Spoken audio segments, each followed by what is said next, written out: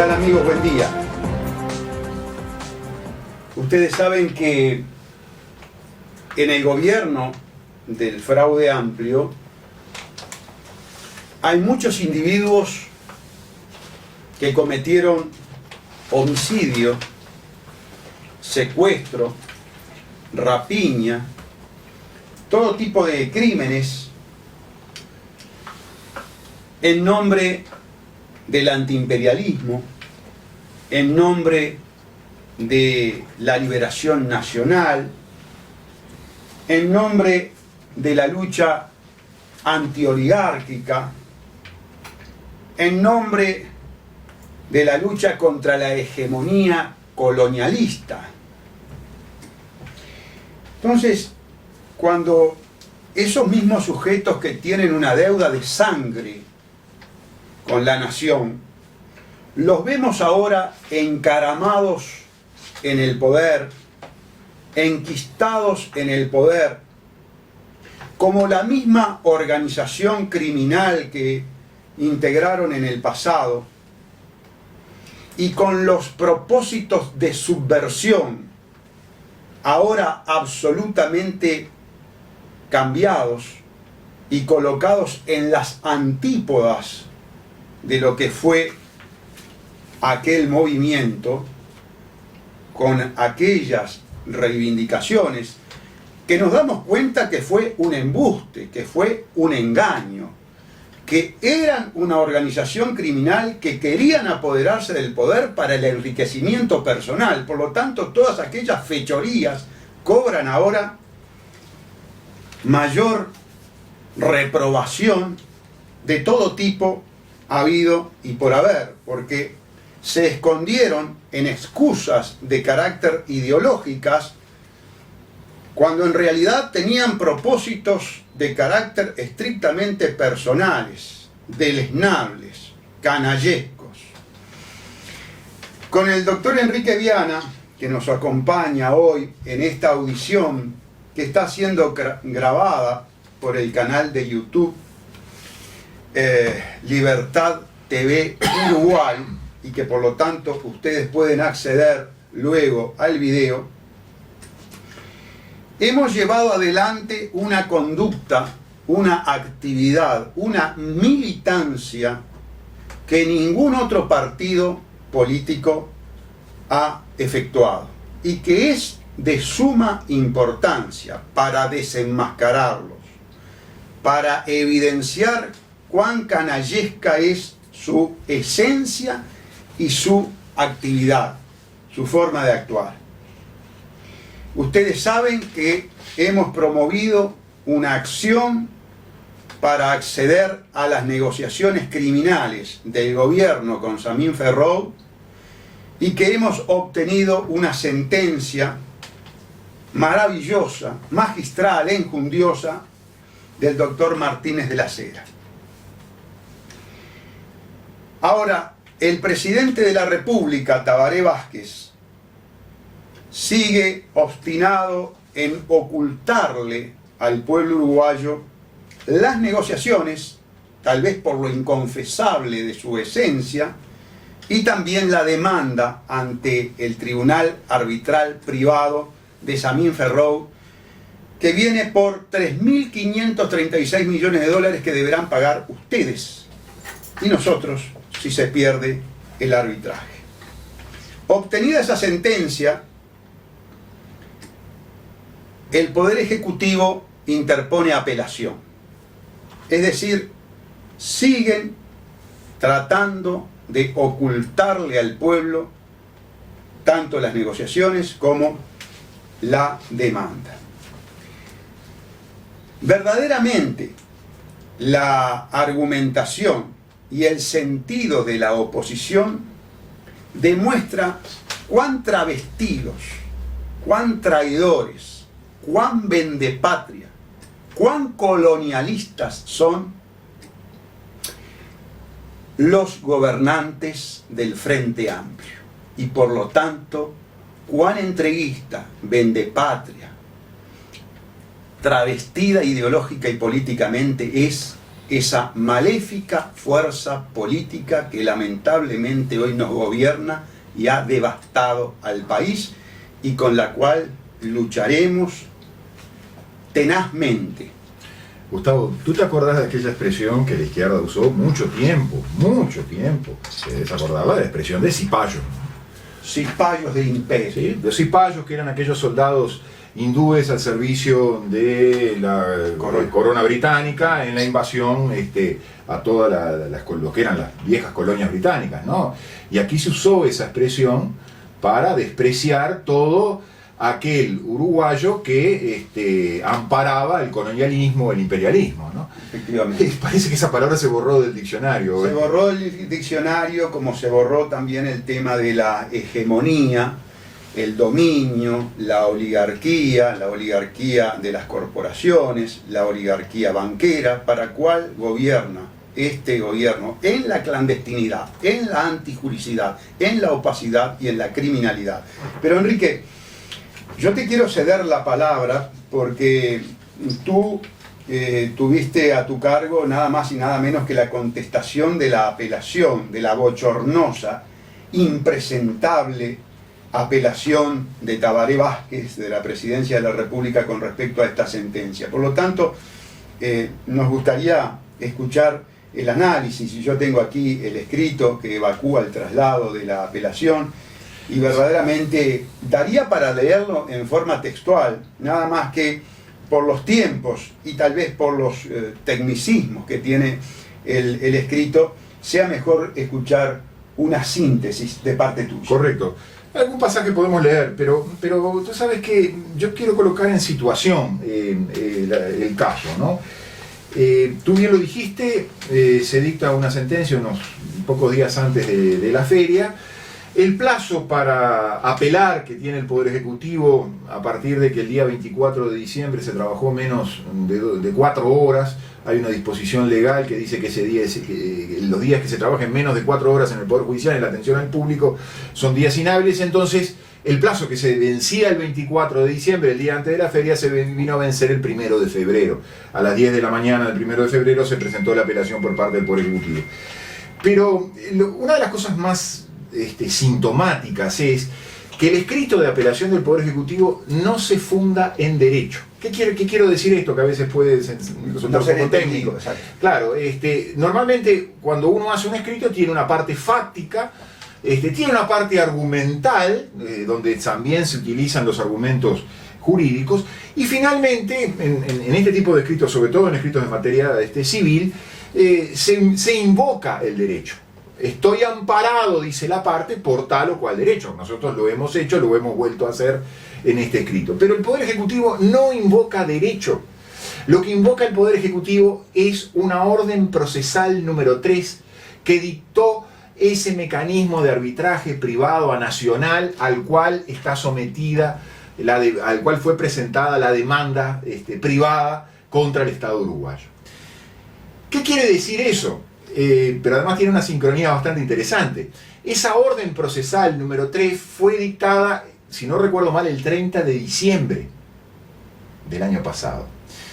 ¿Qué pasó? Y está dicho en la propia orden procesal. El Poder Ejecutivo salió corriendo a buscar un dictamen de ese mecanismo privado de arbitraje a nacional, extranjero, para que le dijera, por favor, señores, hay un juez uruguayo que me está obligando a mostrarle al pueblo uruguayo qué cosas por qué me demandaron ustedes y qué cosas hice para que ustedes me demandaron.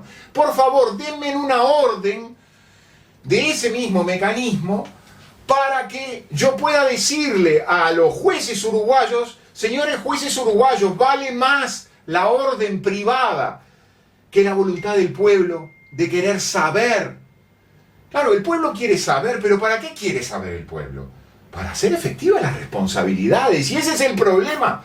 Para eso Tabaré Vázquez no quiere que el pueblo sepa, porque a partir de que el pueblo sepa, sabremos en qué consistieron esas negociaciones.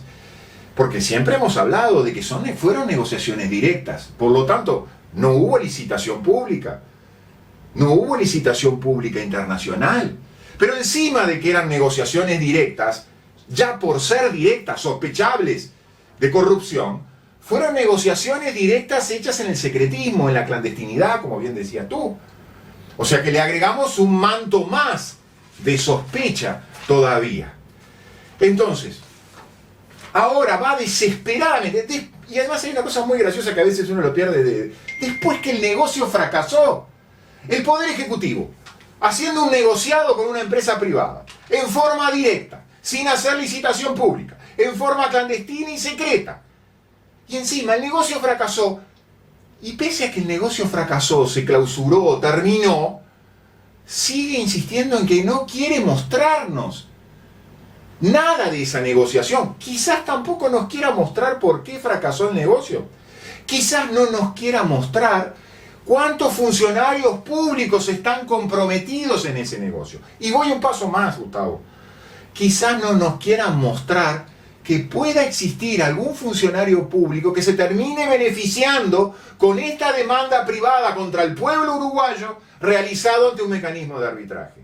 Fíjate tú todas las circunstancias sospechosas que se le están negando el conocimiento. Insisto, cuando se niega el conocimiento es porque no se quiere rendir cuentas.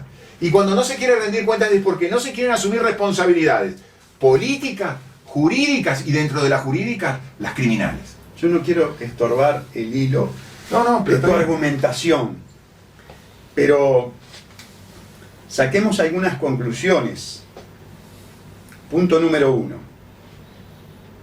Como son delincuentes, como son una asociación para delinquir, como están traicionando a la patria, no le pueden mostrar a los habitantes de la patria las cosas deleznables, abyectas que han hecho.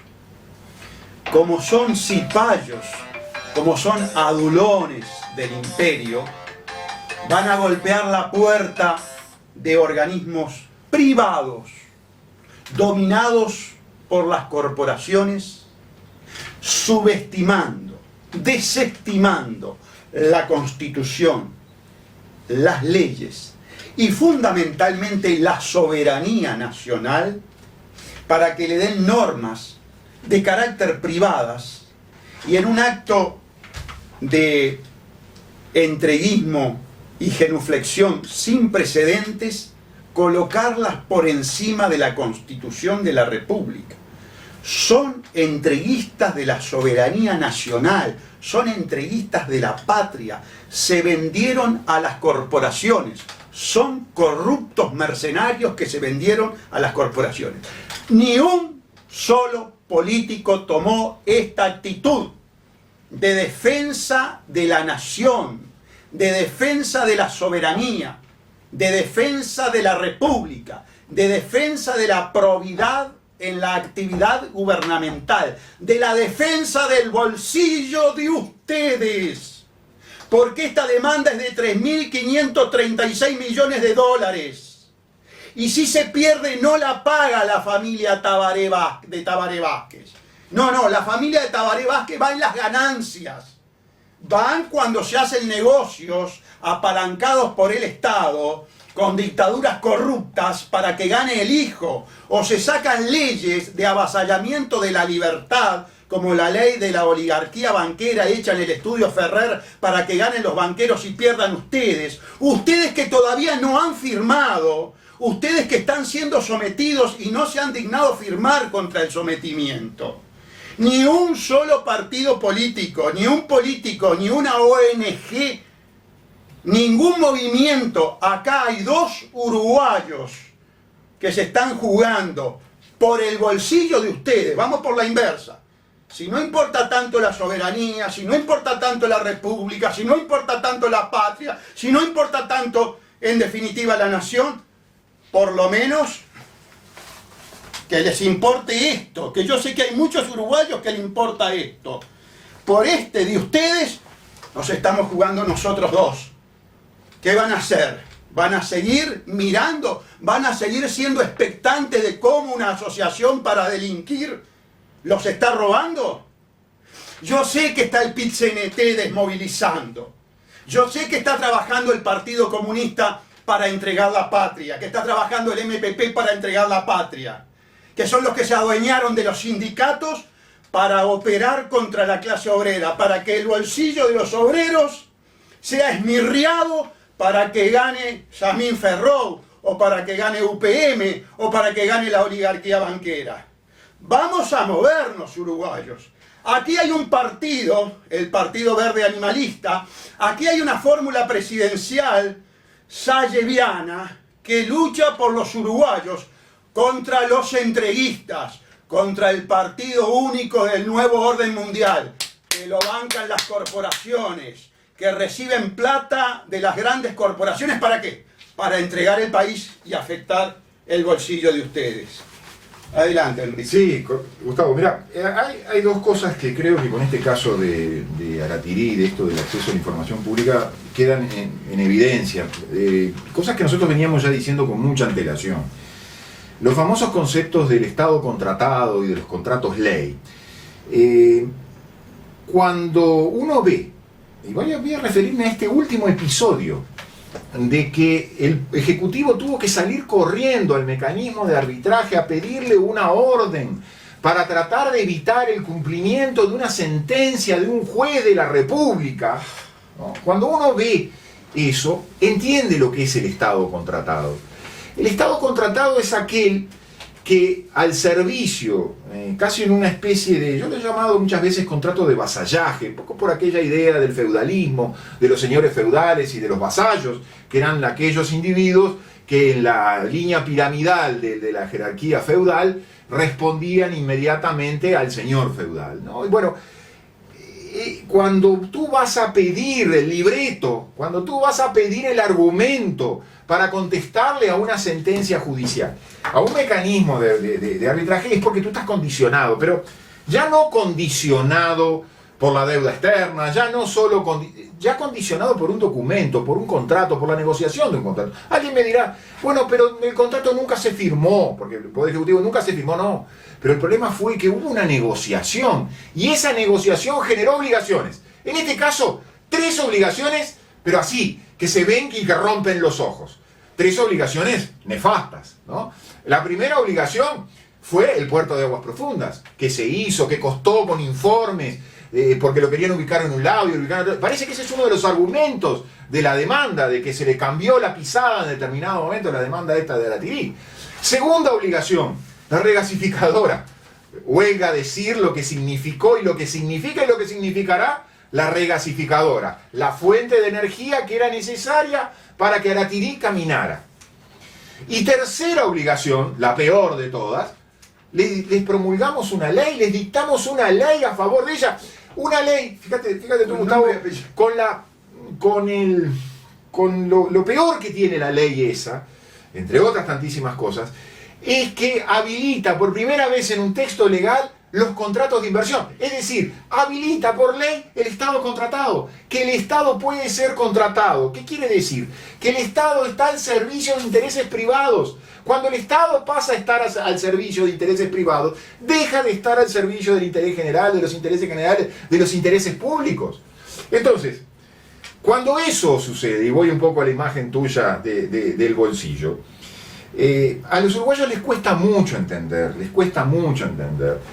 lo que significa la corrupción. La corrupción significa, y si uno va a buscar incluso la figura de la corrupción de menores, significa un proceso por el cual se corrompe la psiquis de una persona, la dignidad, la ética, la moral de una persona, para luego destruir su aspecto físico.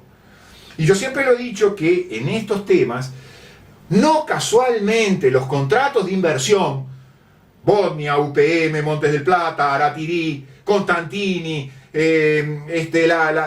Schweppbach con el fracking, Monsanto, necesitan contratos de inversión, necesitan Estado contratado, es decir, Estado corrompido, Estado sometido, gobernantes sometidos. ¿Para qué?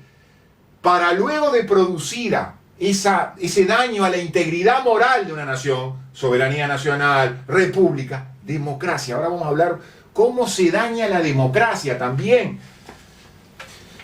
Es necesario romper esas cosas. ¿Para qué? Para romper justamente la integridad física del país. No casualmente hablamos en el Uruguay de contratos de inversión cuando hay problemas ambientales, cuando estas grandes inversiones vienen con problemas ambientales. Porque ¿qué es lo que buscan en definitiva? La impunidad. La impunidad, claro. Es decir, corrompiendo a la autoridad no me va a perseguir. Volviéndome socio, fue lo primero que dije yo en su momento en el año 2005. Volviéndome socio del policía, el rapiñero, el policía se divide en la rapiña. Destruyo todo el derecho público. Convierto al derecho público, el nuevo código lo hace también y es parte de todo este ensamblaje, lo convierto en una moneda de intercambio. Entonces, ¿qué gano yo? Nunca voy a responder por los daños físicos que voy a cometer. Nunca voy a responder por meterle la mano en el bolsillo al uruguayo. ¿Por qué? Porque tengo la impecabilidad, la impunidad asegurada por un contrato. Nunca voy a responder por el soborno, por las coimas. Nunca. Por Jamás. darle Exacto, la mano. exacto. Bueno, por eso está la cláusula de no... cláusula 20. La cláusula 20 En el caso RUPM. No coimeamos, no vayan a pensar que este contrato genocida que destruye el agua dulce de los uruguayos fue fruto de coima, no vayan a pensar eso. Pero voy un poco a lo que te decía recién.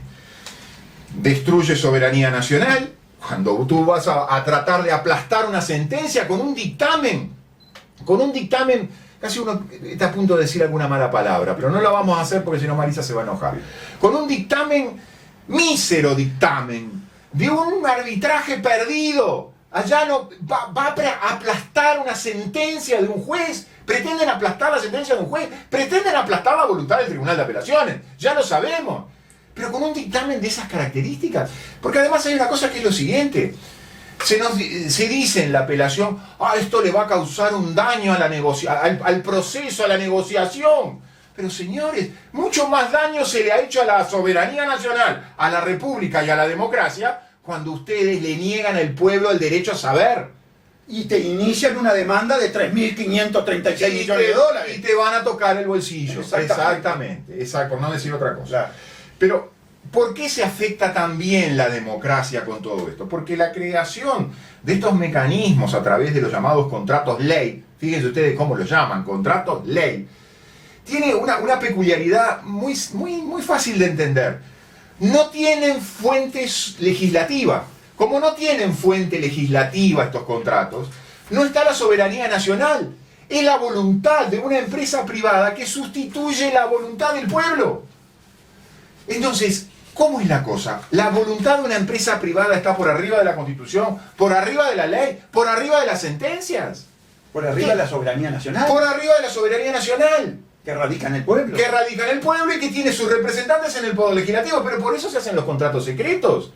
Para ni siquiera mostrárselos a los representantes del pueblo. Que tampoco han hecho mucho esfuerzo por saber qué dicen esos contratos secretos. Y muchos de ellos están asociados, partido único mediante, a esos contratos secretos, ¿no? Sí, sí. Y tú lo has mencionado con el famoso decreto del gobierno departamental de Carmelo Vidal. Y ahora con el tema de UPM quedó claramente demostrado que están alineados el Partido Nacional, el Partido Colorado y el Partido Independiente, están alineados detrás de UPM, están alineados detrás del contrato genocida, criminal, están alineados detrás de de este procedimiento que nosotros los describimos.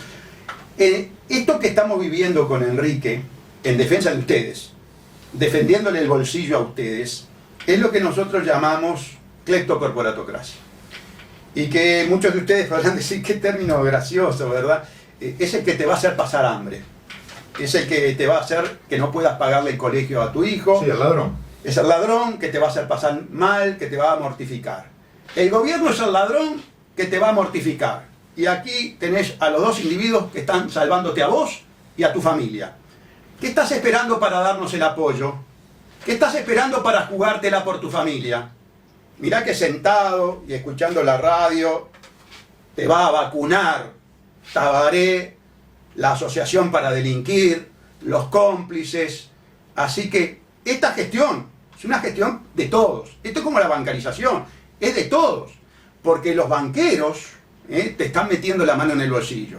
A vos, a tu familia, a tu madre, a tu hijo. Es hora de levantarse. No le des corte, iba a decir otra cosa, al PIT-CNT. Porque el PIT-CNT está acaparado por dos organizaciones vendepatria de corruptos, el MPP y el partido. Participaron del tema Participaron de todo abiertamente, descaradamente participaron. Si somos gobierno, ley sindical. Si somos gobierno, democracia en los sindicatos. Si somos gobierno, a la mafia del Partido Comunista y al MPP le vamos a pegar una patada de los sindicatos si la clase obrera quiere sacarse a los corruptos de arriba. Nos pedían propuestas, acá va una. Ley sindical para liberarlos a ustedes, los obreros, los empleados del Uruguay, de la mafia corrupta, del PIT-CNT, del Partido Comunista, del MPP, que coparon esa organización sindical y que la coparon para esto, la coparon para entregarnos en estos contratos, en el de Aratirí, en el de UPM y todos los contratos criminales que vienen por los recursos, por la vida de ustedes. A una pausa y volvemos.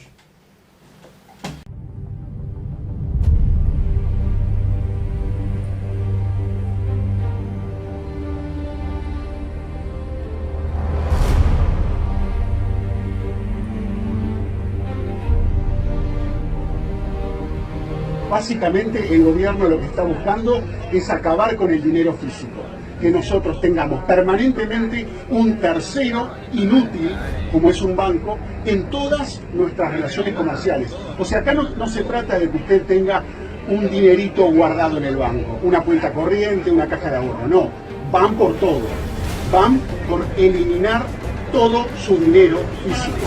Que usted, hablando claro y pronto, que usted no tenga nada con usted. Que todo su dinero esté dentro de una entidad financiera y esa entidad financiera le va a cobrar lo que quiera, como quiera, cuando quiera y ellos van a poner las reglas. Esto es terrible, esto es una ley totalitaria, criminal, fascista y tenemos que tirarla abajo. Depende solamente de nosotros.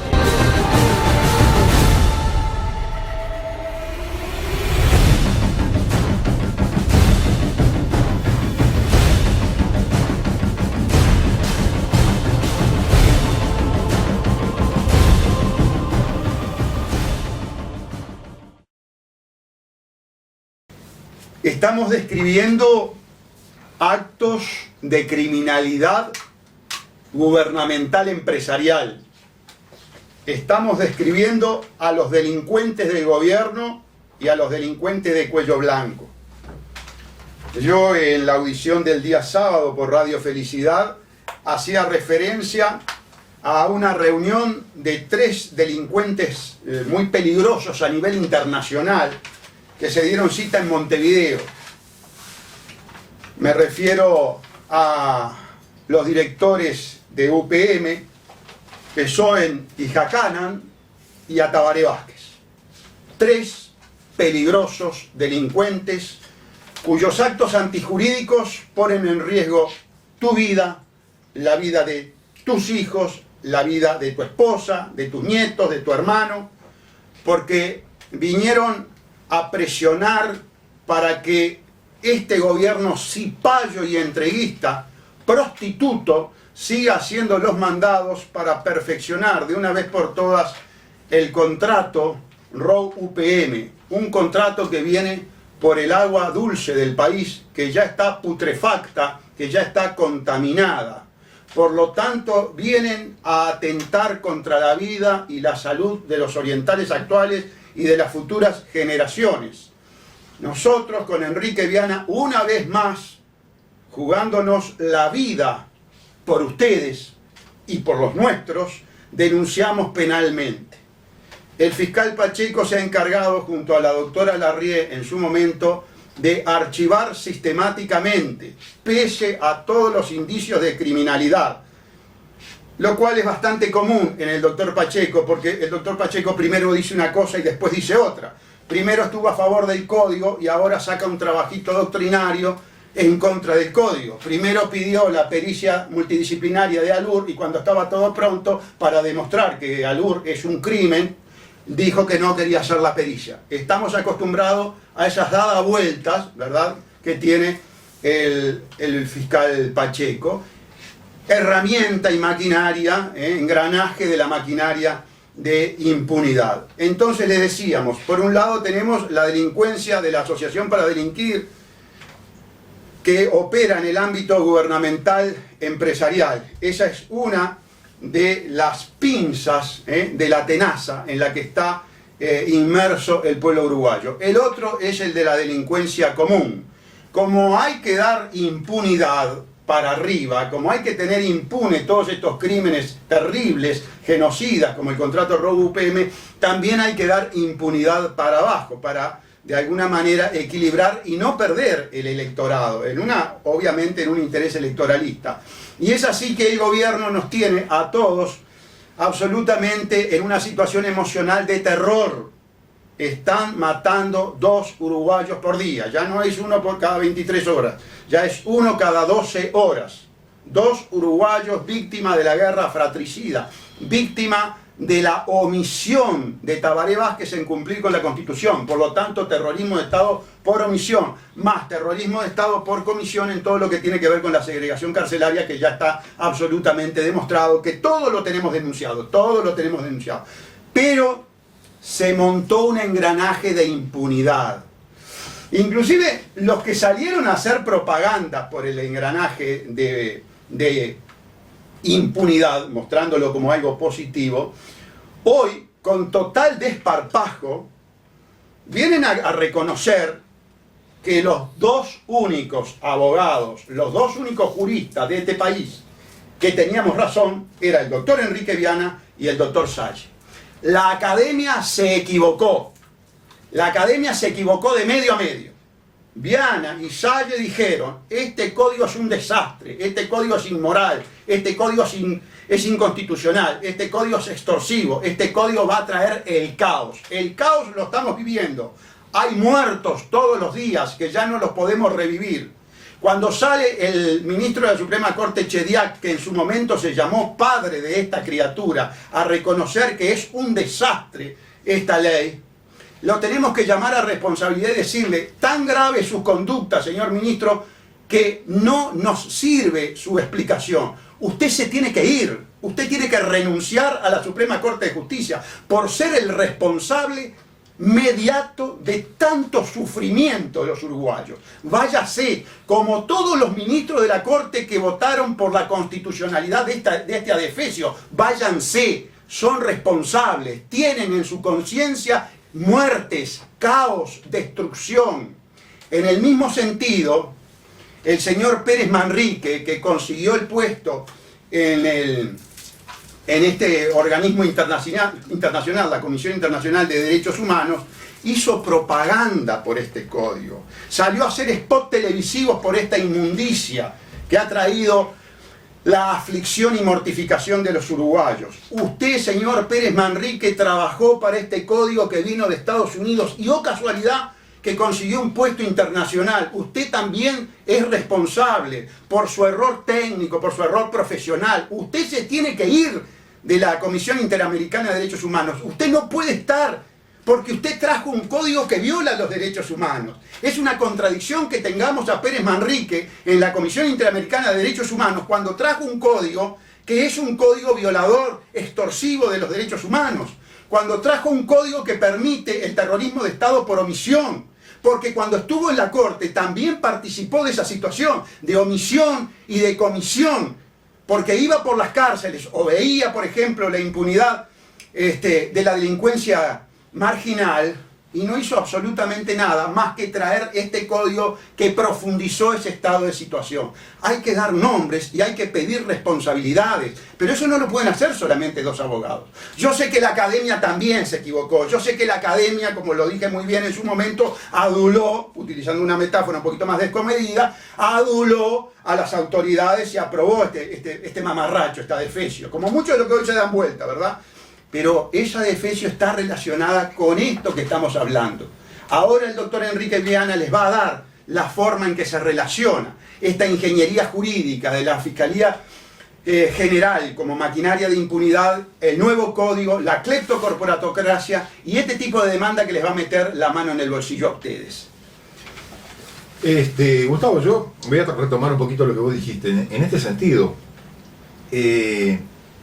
hay pocos deportes que se jueguen en duplas, ¿no? El tenis, el voleibol de playa, hay voleibol de playa en dupla.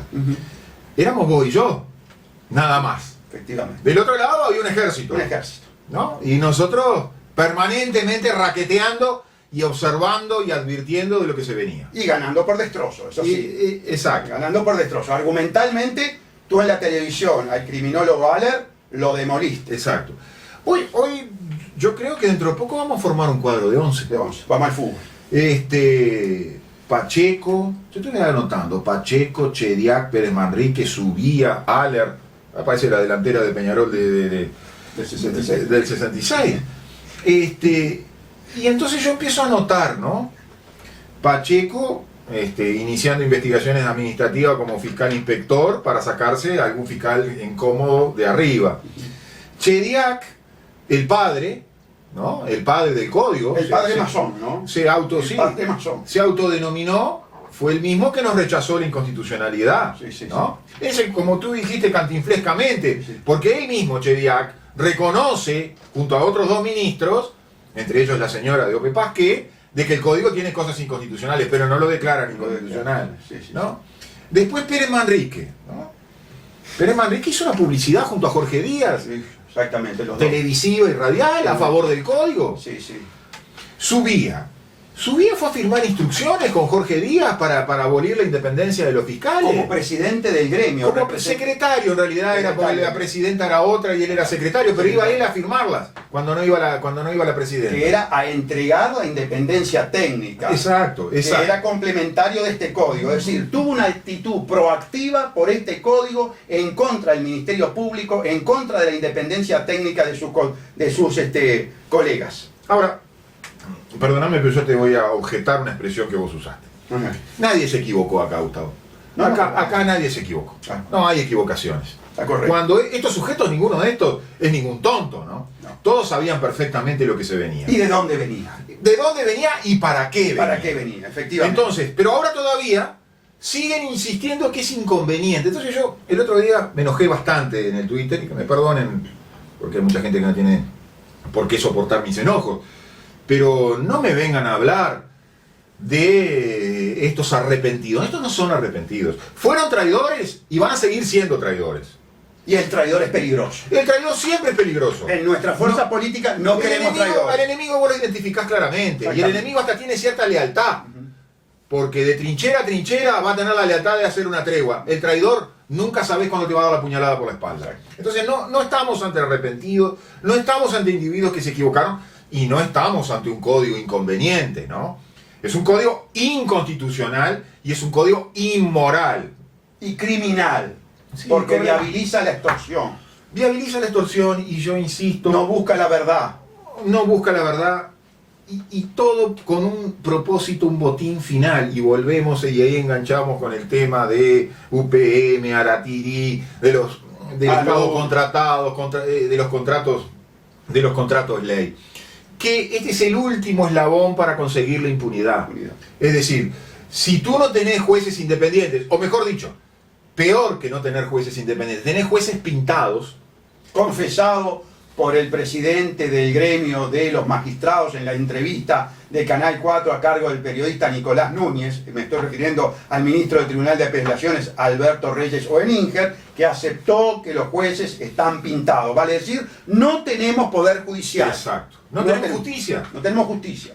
En materia criminal, cuando los delitos de corrupción, como por ejemplo aquellos que suponen que el Estado tiene que ir a pedirle a un mecanismo de arbitraje que le saque un dictamen para aplastar una sentencia de un juez, bueno, ahí cuando suceden ese tipo de cosas, la única conclusión que podemos llegar es que no tenemos justicia. Yo ya no estoy hablando ni siquiera de poder judicial, estoy hablando del ideal justicia. El ideal justicia no fue borrado, eliminado de nuestro horizonte. Entonces, el nuevo código cumple una función esencial. ¿Cuál fue la función? En algún momento se dijo, tenemos que cambiar el funcionamiento de la fiscalía porque viene el nuevo código. No, el nuevo código fue el pretexto para que las fiscalías asumieran la función judicial y de esa manera hacer desaparecer el poder judicial. ¿A la hora de qué? A la hora de perseguir los crímenes del poder, que son los crímenes de la corrupción. Es perfecto, la movida es perfecta. Tan perfecta es la movida que uno podrá estar de acuerdo o no con los personajes como Moro en Brasil o como el argentino Bonadío, pero lo cierto es que Moro y Bonadío, al igual que Falcone y Borsellino en Italia, que los asesinaron en atentado dinamitero, investigaban los crímenes de la corrupción, los crímenes que vinculaban a la mafia con la política. Y eso es lo que están haciendo y lo que está ocurriendo en Argentina y en Brasil. ¿Habrá ocurrido después del cambio de gobierno? Sí, habrá ocurrido después de los cambios de gobierno. Pero lo cierto es que acá en el Uruguay eso no puede pasar. ¿Por qué? Porque es un agente del gobierno el que tiene a su disposición la posibilidad de investigar o no investigar. Y el gobierno no se va a investigar a sí mismo. Si el gobierno no le quiere mostrar la demanda de Aratirí, ¿ustedes creen que el gobierno puede tener alguna intención de investigarse a sí mismo? ¿Que el presidente de la República puede tener la intención de investigar a algún funcionario público de su gobierno que haya cometido un delito de corrupción? Eso no va a pasar. Y no va a pasar porque la agencia de gobierno asegura el candado y cierra el candado. Y no va a pasar porque ningún juez puede investigar la corrupción en el Uruguay. Los jueces están pintados. ¿Están pintados para los crímenes de la marginalidad? ¿Para los homicidios? Sí. Pero realmente para lo que quieren los que dictaron todo esto. Tú hablaste de responsabilidades. Los señores legisladores. ¿Dónde están los señores legisladores? Bueno, hay alguien que me dijo, ahora se está tramando algo. La masonería está tramando algo. Incluso me dijeron, no, la masonería le soltó la mano al gobierno y ahora se la agarró el Partido Nacional. Yo no creo mucho en eso. No. Creo más bien que la masonería juega a los plenos, ¿no? Juega y coloca en todos lados. En todos lados. ¿Qué es lo que se viene? ¿Un cambio de fiscal general? ¿Pacheco lo van a poner de fiscal general para tener un individuo que asegure la impunidad por 10 años más? Amigos, hemos recibido varios mensajes en los que se nos dice: queremos escuchar propuestas, queremos saber de sus enfoques económicos. Esto es economía pura y dura. Aquí estamos hablando como dos verdaderos economistas. Estamos hablando de economía como no ha hablado ninguno de los asesores o candidatos de los otros partidos. Estas son propuestas económicas. ¿Saben por qué? Porque están referidas al bolsillo de ustedes. Porque cuando nosotros estamos hablando de corrupción... Sí, y si me permitís, Gustavo, al bolsillo de ustedes vacío para llenar los bolsillos de los gobernantes. De la oligarquía y de los gobernantes corruptos. Porque en estos temas se van 10.000 millones de dólares.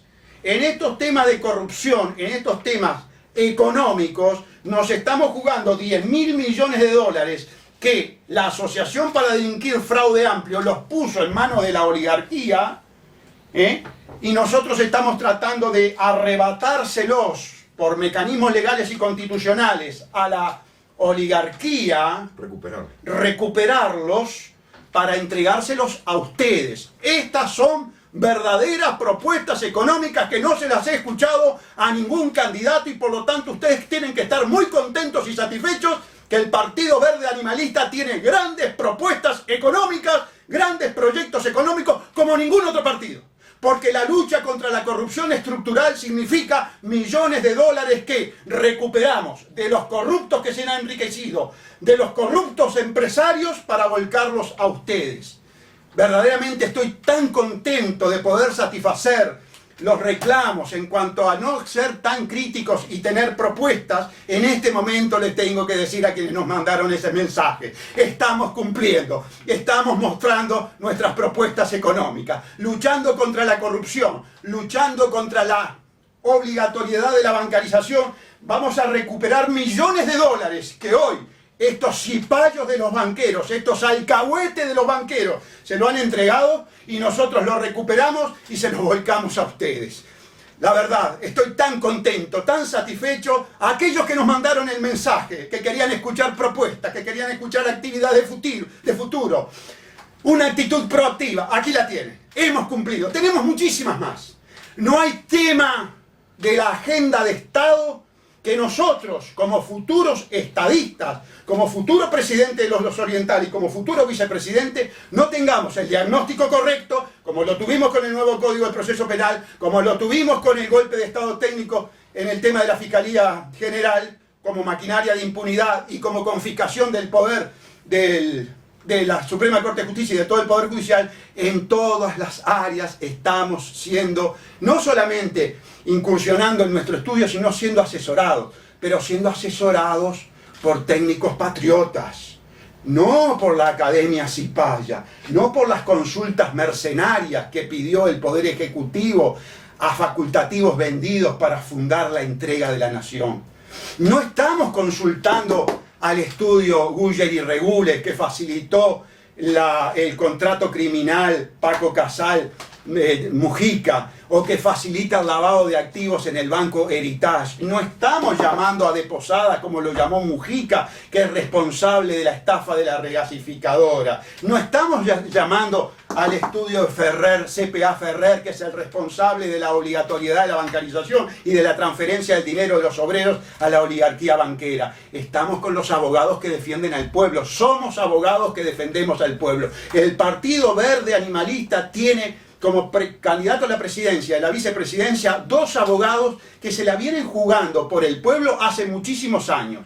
Nosotros del 2006, y en un acto de hidalguía sin precedente, en defensa de la moral, de la probidad, del Ministerio Público, de la integridad del Ministerio Público, de la República, de la soberanía, la actitud de Enrique Viana, que renuncia a un cargo de más o menos de 100.000 pesos para arriba mensualmente y sale a la intemperie.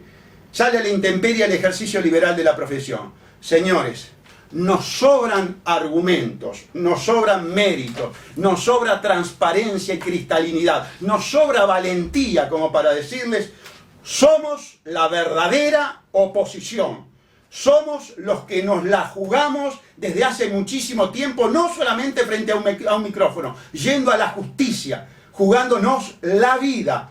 Vuelvo a repetir, sobrados argumentos, para que ustedes comiencen a pensar, a razonar el voto de ustedes. ¿Dónde va a ir? ¿Va a ir con el Partido Nacional que colabora con el contrato genocida RO-UPM?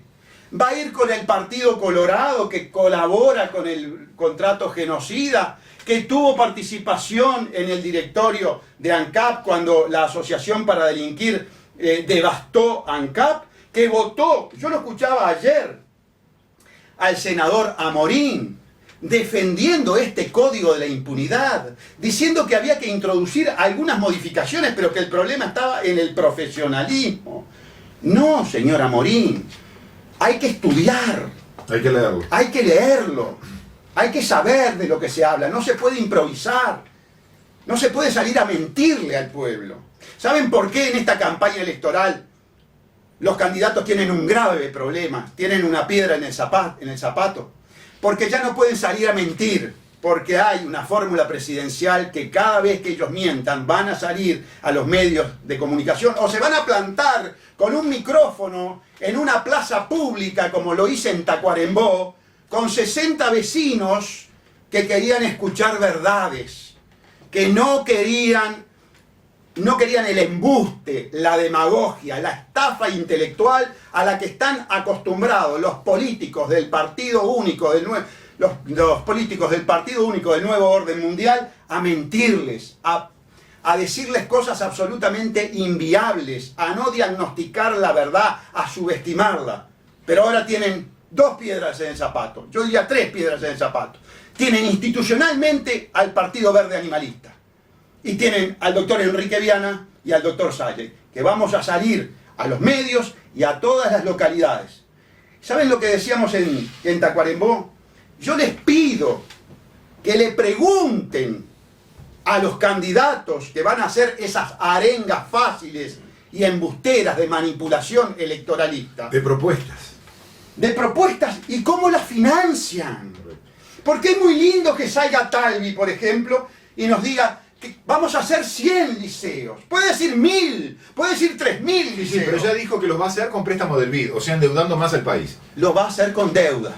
No combatiendo la corrupción que le daría para tener 1000 escuelas. Exactamente.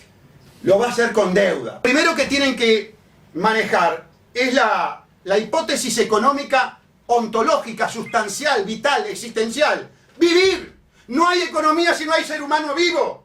No hay economía si no hay seres vivos. Porque cuando se habla de la contaminación del agua, cuando se habla de agua podrida, que eso es lo que te va a dejar UPM. Cuando se habla de agua, Gustavo, que yo lo califico de agua no saludable, que toman los más humildes. Porque el que puede comprar agua envasada o el que puede buscar de alguna manera suministrarse o consumir otro tipo de líquido, bueno, bienvenido. Bienvenido, puede hacerlo. Pero el más humilde toma el agua no saludable que está suministrando OCE y se enferma. Y créanme que se enferma.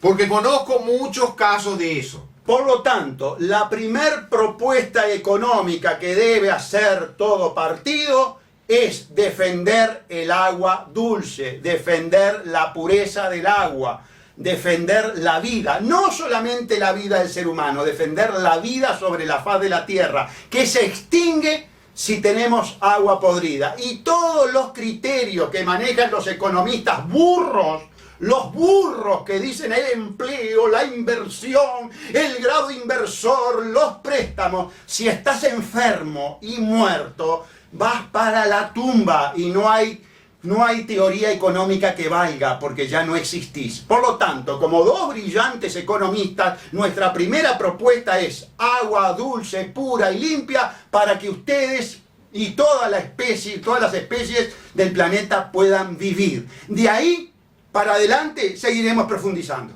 Hasta la próxima audición.